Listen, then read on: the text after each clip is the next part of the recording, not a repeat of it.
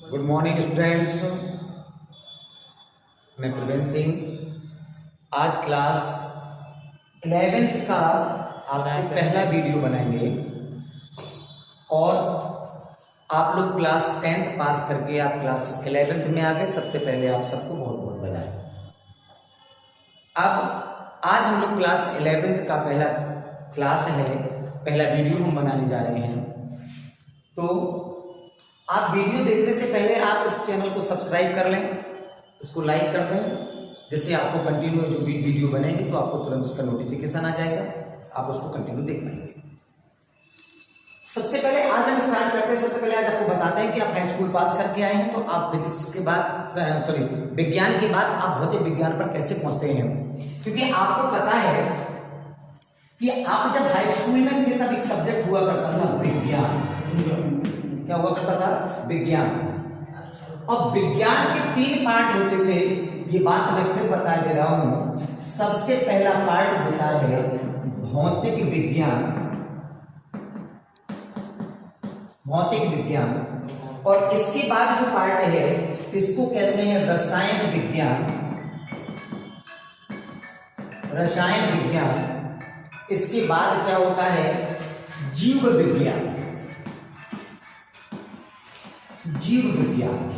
ये 3 पार्ट है।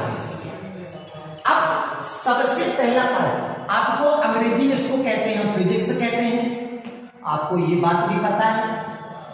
और इसको हम लोग केमिस्ट्री कहते हैं और इसको हम बायोलॉजी कहते हैं। अब सबसे पहले आज हमें पढ़ना है, फिजिक्स पढ़ना है। तो देखो यहां पर अब ये 3 सब्जेक्ट हो गए हैं। फिजिक्स अलग सब्जेक्ट हो गया, केमिस्ट्री अलग सब्जेक्ट हो गया और बायोलॉजी अलग सब्जेक्ट हो गया। हालांकि बायोलॉजी का एक ऑप्शनल सब्जेक्ट है जिसको हम मैथमेटिक्स या गणित कहते हैं। वो बात की बात है, जिन बच्चों को गणित लेना होता है, गणित में रुचि होती है, इंजीनियरिंग के क्षेत्र में जाना होता है, वो मैथमेटिक्स ले लेते हैं। और जिन्हें मेडिकल की लाइन में जाना होता है या इनका मैथ अच्छा नहीं होता है तो वो उसको क्या करते हैं? बायोलॉजी ले लेते हैं। अब आज हम सबसे पहले फिजिक्स की बात करते हैं। आज हम फिजिक्स पढ़ेंगे, फिजिक्स समझेंगे, फिजिक्स कैसे है।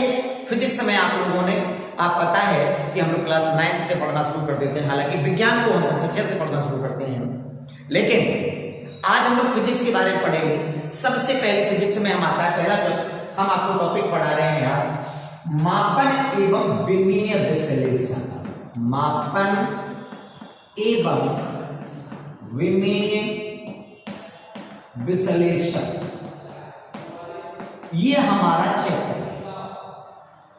मापन एवं विमीय विश्लेषण। अब समझिए, जब मापन एवं विमीय विश्लेषण है तो सबसे पहले जिक्र होता है भौतिक राशियों का।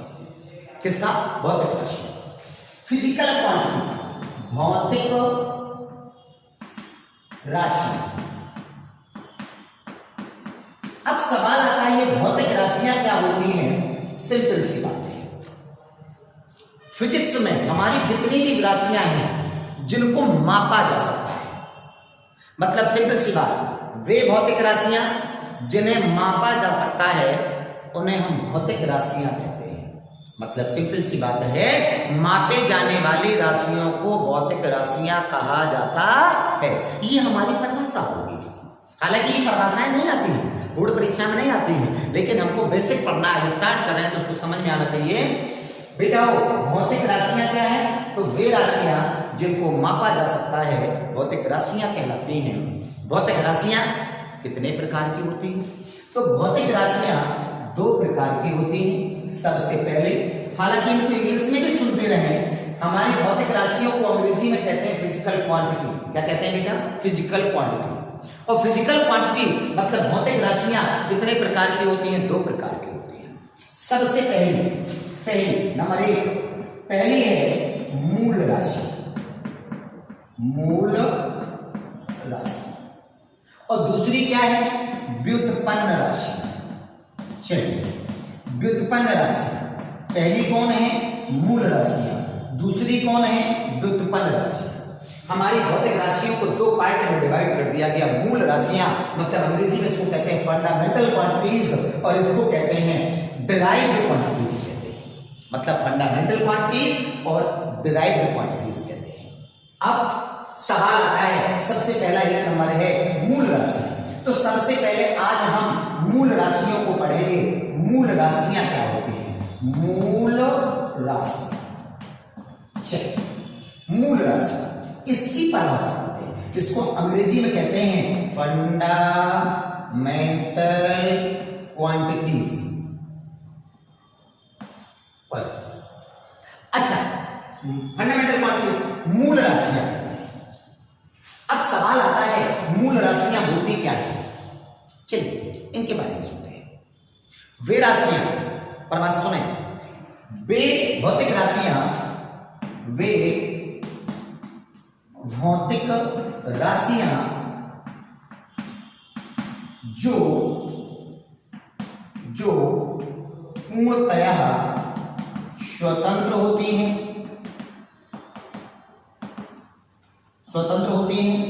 जिन्हें एक दूसरे में परिवर्तित नहीं किया जा सकता,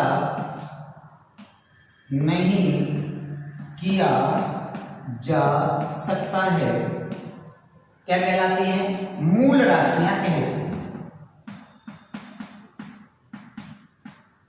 मूल राशियां कहलाती हैं। अब हमारी बात सुनो, मैंने क्या कहा? वे भौतिक राशियां जो पूर्णतः स्वतंत्र होती हैं, जिन्हें एक दूसरे में परिवर्तित नहीं किया जा सकता, मूल राशियां कहते हैं। इनमें प्रयुक्त किए गए मात्रक को क्या कहते हैं? मूल मात्रक। मतलब सिंपल सी बात भैया, एक बात समझो, मूल राशियां मतलब वे भौतिक राशियां जो पूर्णतः स्वतंत्र होती हैं, जिन्हें एक दूसरे में परिवर्तित नहीं किया जा सकता, मूल राशियां कहते हैं। मूल राशियों में प्रयुक्त किए गए मात्रकों को मूल मात्रक कहते हैं। मतलब सिंपल सी बात है, मूल राशियों में प्रयुक्त किए गए मात्रकों को मूल मात्रक कहते हैं। अब समझिए हम बात, मूल मात्रक कहते हैं। अब सवाल आता है दिमाग में, एक बात चलती है कि मात्रक क्या होता है। अच्छा, मूल राशियां होती क्या क्या, कौन कौन सी हैं? चलो इनके बारे में सुन ले सबसे पहले। जैसे एग्जाम्पल की बात करें, जैसे मूल राशियों में जैसे आता है लंबाई, द्रव्यमान, समय, ताप, विद्युत धारा, ज्योति तीव्रता और पदार्थ की मात्रा। पदार्थ की मात्रा। मूल राशियां कितनी होगी? 7। पहली लंबाई, द्रव्यमान, समय, ताप, विद्युत धारा, ज्योति तीव्रता और पदार्थ की मात्रा। पहली कौन सी है? लंबाई, द्रव्यमान, समय, ताप, विद्युत धारा, ज्योति तीव्रता और पदार्थ की मात्रा। ये 7 मूल राशियां हैं। अब सवाल आता है, ये 7 मूल राशियां तो हैं, अब इन 7 मूल राशियों का हम जिक्र कैसे करें? इन 7 मूल राशियों के बारे में कैसे जानें? वो बाद की बातें हैं। ये 7 मूल राशियां आपको बिल्कुल कंठस्थ याद होनी चाहिए। अब सवाल आता है मात्रक, तो कैसे मात्रक के बारे में समझे? चलो मात्रक क्या होता है इसको समझते हैं। हमने 7 मूल राशियां सुनी, कौन कौन सुनी भैया? एक बार हमारे साथ बोले। दूरी मतलब लंबाई, द्रव्यमान, समय, ताप, विद्युत धारा, ज्योति तीव्रता और पदार्थ की मात्रा। अब दिमाग में बात चलती है कि मात्रक क्या होता है। हालांकि मात्रक की परिभाषा क्लास 9 में पढ़ी जाती है। सिंपल सी बात है, किसी भौतिक राशि को मापने के लिए माने गए मानक को मात्रक कहते हैं। फिर एक बात सुने, किसी भौतिक राशि को मापने के लिए माने गए मानक को मात्रक कहते हैं। क्या कहा हमने? किसी भौतिक राशि को मापने के लिए माने गए मानक को मात्रक कहते हैं। अब हमने क्या कहा? जैसे हमने कहा किसी भौतिक राशि को मापने के लिए माने गए मानक को मात्रक कहते हैं। भैया मानक क्या होता है? पहले के टाइम में अगर आपको याद हो, पहले के टाइम में कोई पैमाना नहीं हुआ करता था, कोई स्केल नहीं हुआ करता था, तो पहले उन्होंने क्या किया, एक मानक माना। जैसे हम लोगों को अगर गेहूं नापना होता था तो बड़े बड़े गेहूं का खेतों में गेहूं पैदा होता था, उसको बंटवारा करना होता था दो भाइयों में, तो कैसे करते थे? उन्होंने एक बर्तन लिया, आप समझ ना, एक बर्तन लिया और उस बर्तन को उन्होंने कितने पार्ट में डिवाइड कर दिया। उन्होंने कहा एक बर्तन ले ले भैया, 10 तुम ले लेना, 10 हम ले लेंगे। तो उस बर्तन को भरा और एक हिस्सा इस तरफ पड़ दिया, एक बार इस तरफ पड़ दिया, एक बार इस तरफ पड़ दिया, मतलब कुल मिलाकर के हम लोग एक बर्तन को एक मानक मान लेते थे। जब बर्तन को हमने एक मानक माना तो उसी तरीके से फिर हम यहाँ पर मात्रकों की बात आती है। इसी प्रकार से कई मानक माने गए। जैसे लंबाई के लिए मानक माना गया, लंबाई का मात्रक क्या होता है? अगर याद हो, मीटर, सेंटीमीटर, मिलीमीटर, किलोमीटर इत्यादि। मतलब सिंपल सी बात है, लंबाई के जो मानक हैं वो मीटर है, सेंटीमीटर है, मिलीमीटर है, किलोमीटर है, एक्सेट्रा एक्सेट्रा। इसके बाद चलिए हम द्रव्यमान की बात करते हैं।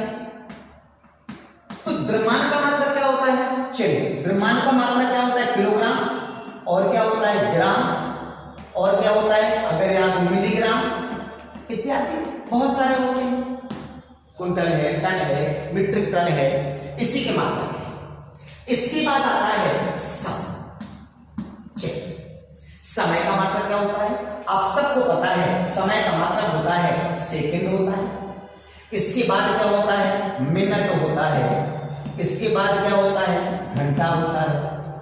इसके बाद क्या होता है? दिन भी तो होता है, और दिन से मिलकर क्या बन जाता है? सप्ताह बन जाता है, तो सप्ताह भी तो होता है। इसके बाद क्या होता है? माह होता है, वर्ष होता है, मतलब, और इसके बाद सेंचुरी बन जाती है। मतलब जितने भी समय से रिलेटेड मात्रक हैं वो ये मात्रक होते हैं। इसमें भैया लंबाई का मात्रक पता चला, द्रव्यमान का मात्रक पता चला, समय का मात्रक पता चला। मूल राशियां कितनी होती हैं? 7। मूल राशियां कितनी होती हैं? 7। और मूल राशियां 7 होती हैं, तो आपको पता है कौन कौन सी मूल राशियां होती हैं? सबसे पहले आपको पता है लंबाई होती है भैया, लंबाई है। इसके बाद क्या है? द्रव्यमान है। इसके बाद क्या है? समय है। इसके बाद क्या है? ताप है। ताप के बाद क्या होती है? विद्युत धारा होती है। और विद्युत धारा के बाद क्या होती है? ज्योति तीव्रता होती है। सिंपल सी बात है, ज्योति तीव्रता होती है।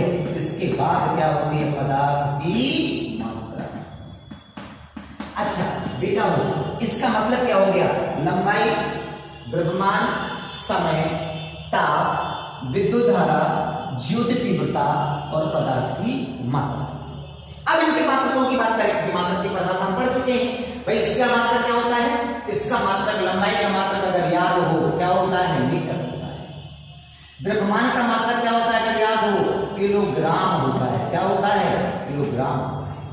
समय का मात्रक क्या होता है? सेकेंड होता है। क्या होता है? सेकेंड होता है। और ताप का मात्रक क्या होता है? केल्विन होता है। अगर याद ना हो तो याद करते चलो, ताप का मात्रक क्या होता है? केल्विन। और विद्युत धारा का मात्रक क्या होता है? आप सबको पता है, एम्पियर होता है। और ज्योति तीव्रता का जो मात्रक होता है वो कैंडेला होता है। क्या होता है? कैंडेला होता है। और पदार्थ की मात्रक का जो मात्रक होता है भैया, पदार्थ की मात्रा का जो मात्रक है वो क्या होता है? मोल होता है। मोल होता है। अब समझे, लंबाई का मात्रक मीटर, द्रव्यमान का मात्रक किलोग्राम, समय का मात्रक सेकंड, ताप का मात्रक केल्विन, विद्युत धारा का मात्रक एम्पियर और ज्योति तीव्रता का मात्रक कैंडेला और पदार्थ की मात्रा का मात्रक मोल होता है। अब सवाल ये आता है कि हमारी जो भौतिक राशियां हैं, मूल राशियां हैं, मूल राशियों को मापने के लिए 3 पद्धतियां बनाएंगे। कितनी पद्धतियां बनाएंगी? 3 पद्धति बनाएंगे। पहली पद्धति, अब इनके बारे में सुने फटाफट। सबसे पहली पद्धति आपको बनाएगी MKS पद्धति। कौन सी पद्धति? MKS पद्धति। मतलब MKS पद्धति बनाएंगे। M मतलब क्या होगी ना? फुल फॉर्म समझे। दूसरी पद्धति, चलो दूसरी पद्धति सुनते हैं। CGS पद्धति मतलब MKS सिस्टम, CGS सिस्टम। और तीसरा है APS पद्धति। मतलब संकट, पहले एमपीएस पद्धति, एमपीएस सिस्टम, दूसरा सीजीएस सिस्टम, तीसरा एफपीएस सिस्टम। अब सवाल आता है भैया, अब इनकी परिभाषा मतलब इनको कैसे लिखने का तरीका होता है। सबसे पहले ये आप देखेंगे एमपीएस पद्धति, और एमपीएस पद्धति में सबसे पहले इसका फुल फॉर्म समझे, metre kilogram second, metre kilogram second. मतलब सिंपल, इस पद्धति में मीटर काय का मात्रक है, मीटर दूरी का मात्रक है, किलोग्राम काय का मात्रक है, द्रव्यमान का मात्रक है, और सेकंड काय का मात्रक है, समय का मात्रक है। तो सिंपल सी बात, इस पद्धति में दूरी को मीटर में, मतलब लंबाई को मीटर में, द्रव्यमान को किलोग्राम में और समय को सेकंड में मापा जाता है। इस पद्धति को हम लोग मीट्रिक पद्धति भी कहते हैं। कौन सी पद्धति? मीट्रिक सिस्टम कहते हैं, मीट्रिक सिस्टम ऑफ यूनिट कहते हैं। इसके बाद आता है सीजीएस पद्धति। सीजीएस, सी मतलब सेंटीमीटर, जी मतलब ग्राम और एस का मतलब सेकंड, मतलब सीजीएस। और इस पद्धति में सी मतलब सेंटीमीटर है और सी का मतलब क्या हो गया, इस पद्धति में दूरी को सेंटीमीटर में, द्रव्यमान को ग्राम में और समय को सेकंड में मापा जाता है। इसके बाद आती है एफपीएस पद्धति, और एफपीएस पद्धति का फुल फॉर्म अगर याद हो, foot pound second, foot pound second. मतलब भैया इस पद्धति में दूरी को मीटर में, द्रव्यमान को किलोग्राम और समय को सेकंड में मापा जाता है, और इस पद्धति में लंबाई को सेंटीमीटर में, द्रव्यमान को ग्राम में और समय को सेकंड में मापा जाता है। और एफपीएस, इस पद्धति में दूरी को फुट में, द्रव्यमान को पाउंड में और समय को सेकंड में मापा जाता है। इस पद्धति को हम लोग फ्रांस पद्धति भी कहते हैं, फ्रेंच सिस्टम ऑफ यूनिट कहते हैं। और इस पद्धति का नाम क्या रखा गया, ब्रिटिश सिस्टम, क्योंकि ब्रिटिश के टाइम की ब्रिटिश वालों ने दे रखी थी, हमारा देश गुलाम हुआ करता था उस समय आजादी के पहले जो सिस्टम बनाया गया था वो एफपीएस सिस्टम बनाया गया था, फुट पाउंड सेकंड। फुट, अगर आपको याद हो, एक फुट बराबर कितना होता है, अगर याद ना हो तो सुने, एक फुट बराबर 30 सेंटीमीटर या 12 इंच, 12 इंच। आपके घर में स्केल होती है, याद हो, बड़ी सी स्केल है, बड़ी स्केल 30 सेंटीमीटर की होती है और कितने इंच की होती है, 12 इंच की होती है। आगे पाउंड, पाउंड भैया क्या होता है, आपने सुना भी होगा। हम लोग जब केक लेने जाते हैं, सबसे बढ़िया उदाहरण तो केक आता है। जब हम लोग केक लेने जाते हैं और केक हम लोग जब लेने जाते हैं तो सबसे पहले कहते हैं 1 पाउंड का दे दीजिए, 2 पाउंड का दे दीजिए। लेकिन पाउंड क्या होता है, आधा किलो से भी कम होता है। इसकी वैल्यू 453.57 ग्राम होती है। इसका मतलब कम है ना, आधा किलो से कम है। अब इसके बाद क्या आता है, हमारे एमपीएस सिस्टम हो गया, सीजीएस सिस्टम हो गया, एफपीएस सिस्टम हो गया। इसके बाद एक सिस्टम और आता है भैया, अब अंतरराष्ट्रीय मात्रक पद्धति बनाया गया, इंटरनेशनल सिस्टम बनाया गया, इंटरनेशनल सिस्टम, इंटरनेशनल अंतरराष्ट्रीय मात्रक पद्धति बनाया गया। कैसे, चलिए इसके बारे में देखें बेटा। वो सबसे पहले आती है एसआई पद्धति, इसके समझिए। एसआई पद्धति क्या है, इसको सुने। एसआई पद्धति अंतरराष्ट्रीय मात्रक पद्धति है। इस पद्धति में 7 मूल राशियां, 7 मूल राशियां फंडामेंटल क्वांटिटीज एवं 2 पूरक राशियां मतलब सप्लीमेंट्री क्वांटिटीज रखी गई है। अब समझो मैं बात, 7 मूल राशियां इस पद्धति में लिखा जा सकते हैं। इस पद्धति में 7 मूल राशियां एवं 2 पूरक राशियां होती हैं। कितनी राशियां होती हैं, 2 पूरक राशियां होती हैं। अब सवाल आता है कि कौन कौन सी मूल राशियां हैं, इनको हम सबसे पहले देखते हैं। तो पहली नंबर 1 पहली क्या होती है, यहां पर लिख देंगे, आप टेबल टाइप में बना लेंगे। यहां पर क्या होती है, राशि। इसके बाद तुरंत यहां लिखेंगे मात्रक, और यहां पर लिख देंगे बेटा, यहां पर क्या लिखेंगे, संकेत, सिंबल।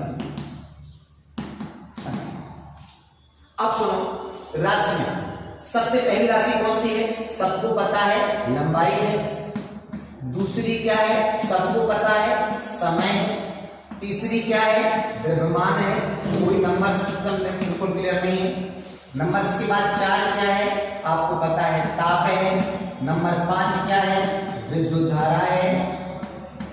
विद्युत धारा है। नंबर 6 क्या है, अगर याद हो ज्योति तीव्रता है, ज्योति तीव्रता है। और इसके बाद 7वीं क्या है, पदार्थ की मात्रा, पदार्थ की मात्रा। चलिए इसको हम फटाफट समझें। लंबाई लेंथ, लंबाई लेंथ, और लेंथ का मात्रक क्या होता है आपको सबको पता है, मीटर होता है। टाइम, टाइम का मात्रक क्या पता है सबको पता है, सेकेंड होता है। और द्रव्यमान का मात्रक क्या होता है अगर आपको याद हो, किलोग्राम होता है। क्या होता है, किलोग्राम होता है। और ताप का मात्रक क्या होता है अगर याद हो, केल्विन होता है। क्या होता है, केल्विन होता है। और विद्युत धारा का मात्रक क्या होता है, एम्पियर होता है। क्या होता है, एम्पियर होता है। और ज्योति तीव्रता का मात्रक क्या होता है अगर याद हो, कैंडेला होता है। क्या होता है, कैंडेला होता है। और पदार्थ की मात्रा का मात्रक क्या होता है याद है, क्या होता है बेटा, मोल होता है, मोल। आगे से अब इनके सिंबल की बारी आती है। चलिए लेंथ, लेंथ को हम कैसे रिप्रेजेंट करते हैं, एल से। टाइम को, टाइम को कैसे रिप्रेजेंट करते हैं, टी से। इसके बाद क्या आता है, मास, मास को रिप्रेजेंट करते हैं एम से।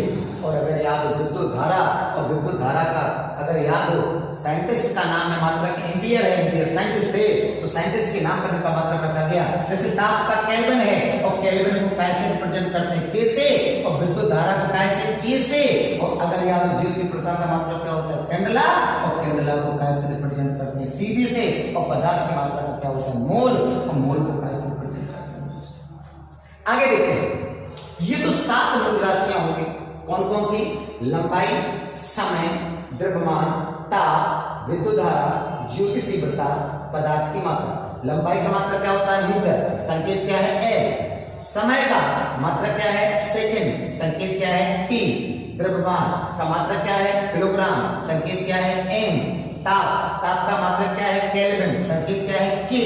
और विद्युत धारा का मात्रक क्या है, एम्पियर, संकेत क्या है, ए। ज्योति तीव्रता का मात्रक क्या है, कैंडेला, संकेत क्या है, सीधी। और पदार्थ की मात्रा का मात्रक क्या है, मोल, कैसे प्रदर्शित करते हैं, म्यू से। और कहीं कहीं ऐसा भी लिखा मिलता है, घबराने की जरूरत नहीं है। इसके बाद सप्लीमेंट्री क्वांटिटी, मतलब पूरक राशियां। पूरक राशियां, पूरक राशियां कितनी बताई हमने बेटा, 2। नंबर 1 क्या होती है, कोण, क्या होती है, कोण। और नंबर दूसरी क्या होती है, घन कोण। क्या होती है, घन कोण। तो है पूरक राशि। कोण, कोण का मतलब क्या हो गया, कोण का मतलब क्या होता है, रेडियन। कोण का मतलब क्या होता है, रेडियन। मतलब इसको कैसे प्रकट करते हैं, आरडी से। और इसके बाद ये क्या है, स्टेरेडियन। क्या होता है, स्टेरेडियन, मतलब SI। ठीक है ना, ये हम लोग आज पढ़े। अब कोण क्या होता है, घन कोण क्या होता है, इसके बारे में हम अगले वीडियो में डिस्कशन करेंगे। जो आज मैंने पढ़ाया ये बेसिक था आपका, ये आपको बहुत जरूरी आना चाहिए। और जब आप इसको कंफर्म करें, इस वीडियो को बार बार देखें, और जब देखने के पश्चात जब आप इसको कंफर्म हो जाएं, कल आपको अगला वीडियो मिलेगा, इसके नोट्स मिलते जाएंगे। आप लोग इसके बारे में आप जल्दी से थोड़ा सा देख लें, और इसको नोट करना चाहते नोट करें, आप बार बार कुछ करके अपना देखें। Thank you.